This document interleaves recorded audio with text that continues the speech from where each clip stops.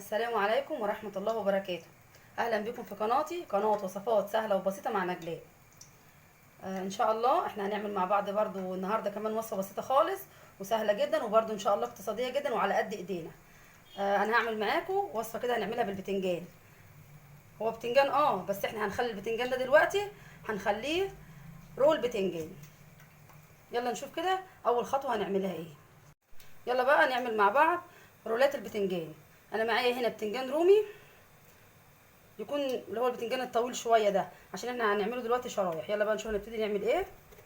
انا هقشر البتنجان كده، نشيل الحته اللي تحت دي عشان ساعات بتبقى ممرره كده يا بنات. كده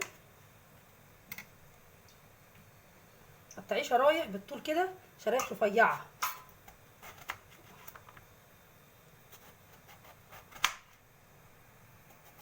على قد ما تقدري كده، رفعيه شويه.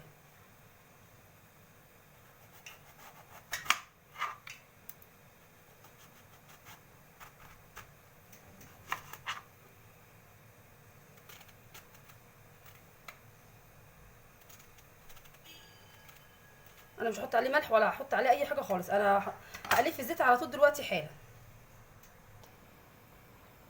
معايا زيت اهو. هنزل فيه بالبتنجان.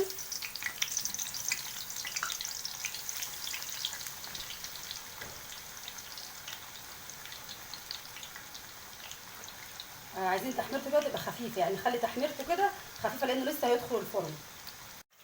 احنا بنقلي البتنجان مع بعض اهو. يلا بقى نشوف ايه الخطوه اللي بعد كده. انا معايا هنا حبتين طماطم متقطعين صغير قوي، ودي برضو بصلايه كبيره متقطعه. معايا هنا ربع كيلو لحمه مفرومه، ملح وفلفل، بس كده. يلا بقى سوا كده نعمل الحشوه دي. انا هحط هنا شويه زيت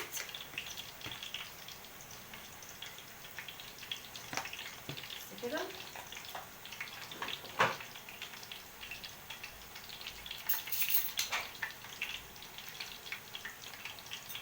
هنزل على الزيت بالبصله،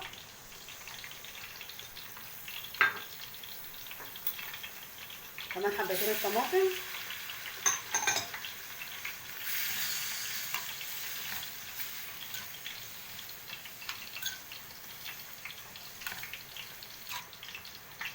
طبعا التكتكه دي صوت البتنجان اللي بيتقلي.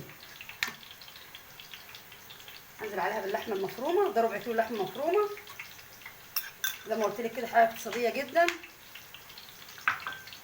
الملح والفلفل الاسود.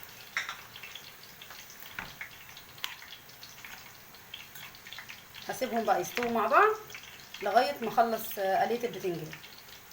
يلا بقى كمان نعمل الصوص اللي احنا هنحطه فوق رولات البتنجان.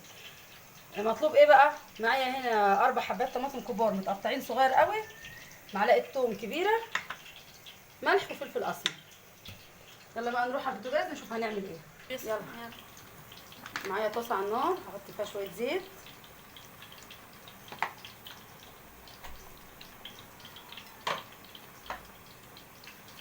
هنزل عليها بمعلقه الثوم،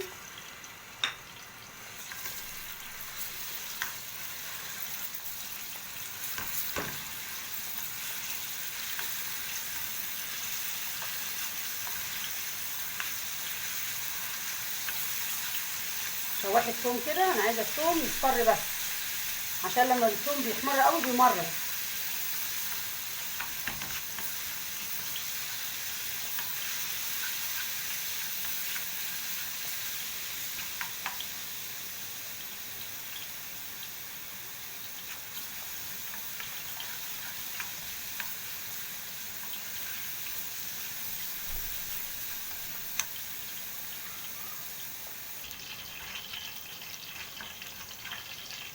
بس كده يا بنات، الثوم كده بقى كويس قوي اهو، عشان بس ما يمررش مني.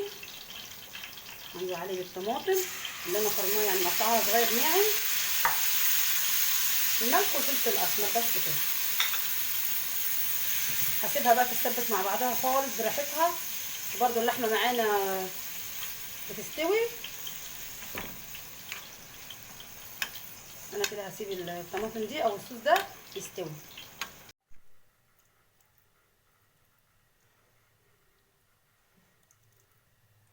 طبعا اعملي الكميه اللي انت عايزاها، براحتك يعني. الكميات دي انت ما تلتزميش بيها، انت الكميه اللي تحبيها اعمليها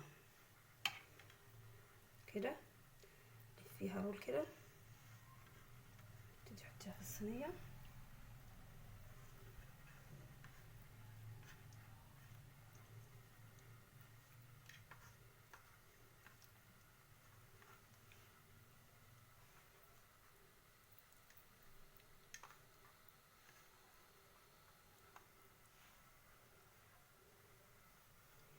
نكمل بقى كل الكميه كده. خلاص انا كده لفيت كل البتنجان. هبتدي احط عليه بقى الطماطم اللي احنا عملناها بالثوم، احطها عليه كده.